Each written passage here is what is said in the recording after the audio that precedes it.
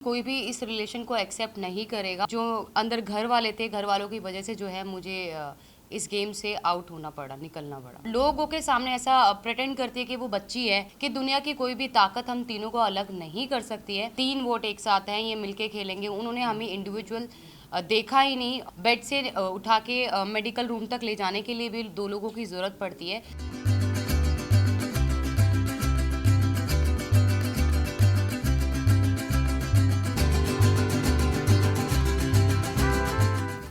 बिल्कुल सही कहा जा रहा है। ये जो एविक्शन हुआ है, मैं एविक्ट हुई हूँ इस गेम से, वो अनफेयर था। मुझे इस गेम में अभी और खेलना था। मैंने तो खेलना स्टार्ट ही नहीं किया था।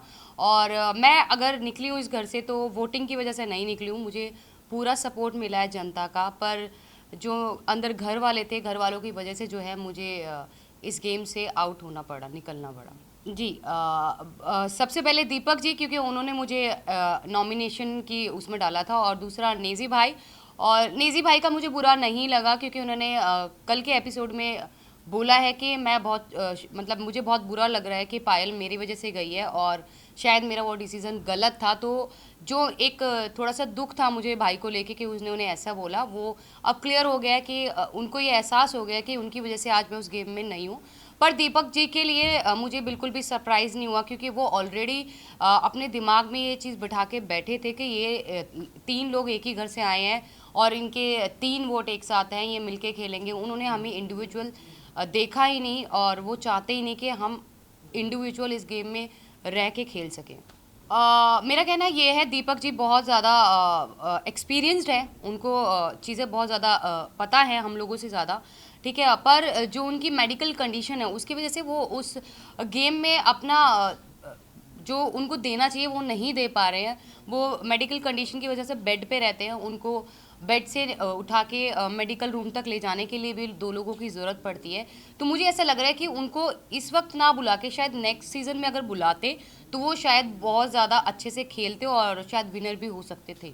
वो 2 साल पहले एक्चुअली क्या था कि मेरी एक हम लोगों की ग्रैंड मैरिज हो रही थी, मेरी और अम्मान की। मेरा सपना था जो वो पूरा कर रहे थे।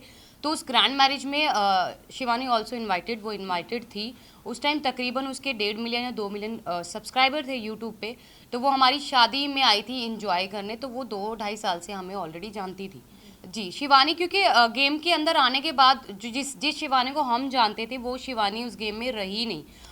वो मतलब कहते हैं ना कि वो पहले से प्लान करके गई है, मुझे ये करना है तो मैं कैमरे के सामने रहूँगी, मैं ज़्यादा दिखूँगी।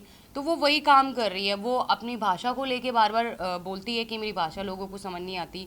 दूसरा, वो लोगों के सामने ऐसा प्रेटेंड करती है कि वो बच्ची है, वो छोटी है, पर ऐसा कुछ नहीं है। वो छोटी नहीं है गाइज, वो अपने घर को खुद चलाती है।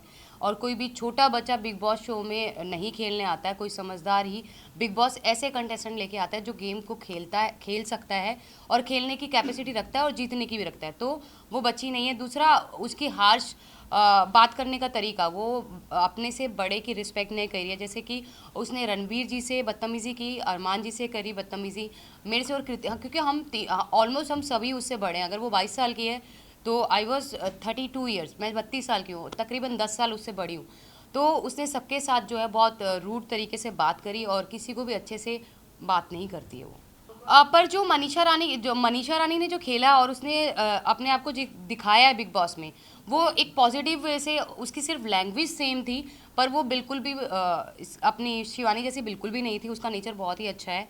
और शिवानी जो है लोगों को डोमिनेट कर रही है। वो जिस तरीके से चिल्ला चिल्ला के बोलती है, अपनी बात आगे रखने के लिए वो चिल्लाती है, लोगों के सामने बदतमीज़ी करती है।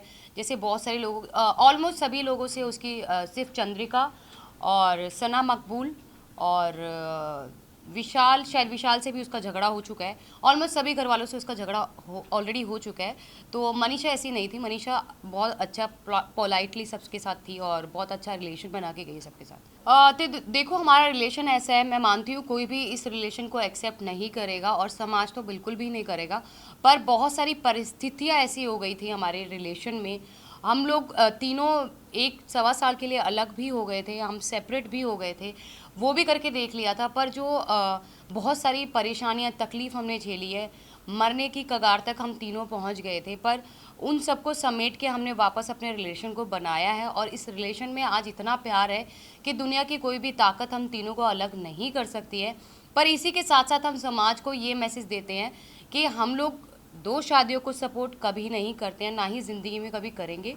ये गलती अरमान जी से हुई है, वो ये चीज़ मानते हैं, उनसे ये गलती हुई है।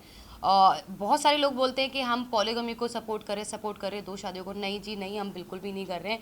हम अपने हर व्लॉग, हर न्यूज़ चैनल पे जब हम अपना इंटरव्यू देते हैं तो हर जगह बोलते हैं कि प्लीज़ हमसे ये गलती हो गई है, आप लोग ना करें, क्योंकि हमारे जैसा अंडरस्टैंडिंग, हमारे जैसा प्यार एक औरत और दूसरी औरत के बीच में नहीं हो सकता है। नहीं नहीं, बिल्कुल भी रिकलेक्ट नहीं करना। अब उस फेज़ को हम बिल्कुल भूल चुके हैं। पर क्या होता है ना कि आपकी कुछ चीज़ें, जो कुछ इमोशंस जुड़े होते हैं आपकी लाइफ के साथ, तो वो उस समय के साथ भी हमारे थोड़े, मेरे अलग हैं, अरमान के अलग है, कृतिका के अलग है इमोशंस हैं। वो जब कोई बिल्कुल अंदर घुसता है ना तो एक डार्क फेस याद आता है और वो थोड़ा इमोशनल हो जाता है। तो लेकिन अब उस लाइफ को हम बिल्कुल भी याद नहीं करना चाहते और बिल्कुल भी नहीं उसके बारे में बात करना चाहती। अरमान जी घर के अंदर है, मैं उनको मिस नहीं करूँगी, क्योंकि मैं उन्हें रोज़ 24 आवर्स लाइव देखूँगी और उनके हर एक जितने भी एपिसोड्स आएंगे वो देखूँगी, उनको मिस नहीं करूँगी, क्योंकि ऑलरेडी उनके पास कृतिका है उनके सपोर्ट के लिए। पर बाहर से फुल सपोर्ट दूंगी। जितने भी लोग मुझे यहाँ पे देख पा रहे हैं, आप लोगों ने मुझे बहुत प्यार दिया, मुझे बहुत सपोर्ट दिया। मुझे पता है मैं जो है, नॉमिनेशन मेरी अगर हुई है तो वोटिंग की वजह से नहीं हुई, मुझे फुल सपोर्ट मिला है घर वालों की वजह से मैं बाहर आई हूँ। मैं यही कहना चाहती हूँ जाते जाते कि आप लोग जी भर के, दिल खोल के अरमान और कृतिका दोनों को वोट कीजिए और उनकी आगे की पर्सनैलिटी आपको जो है गेम में देखने के लिए मिलेगी कि वो जेन्युइन है कि नहीं है। मेरी फैमिली का कोई फीडबैक नहीं है और मुझे नहीं लगता कि उनको मेरे फेम से, मेरे पैसे से कोई लेना देना है, क्योंकि ऑलरेडी फेम मेरे पास है। लोग मुझे जानते हैं, मेरे यूट्यूब से, मेरे इंस्टा से लोग मुझे जानते हैं। अगर ऐसा कुछ होता तो वो 13 साल में वेट नहीं करते मेरे पास आने के लिए। तो बिग बॉस OTT से उन लोगों को कोई फ़र्क नहीं पड़ने वाला।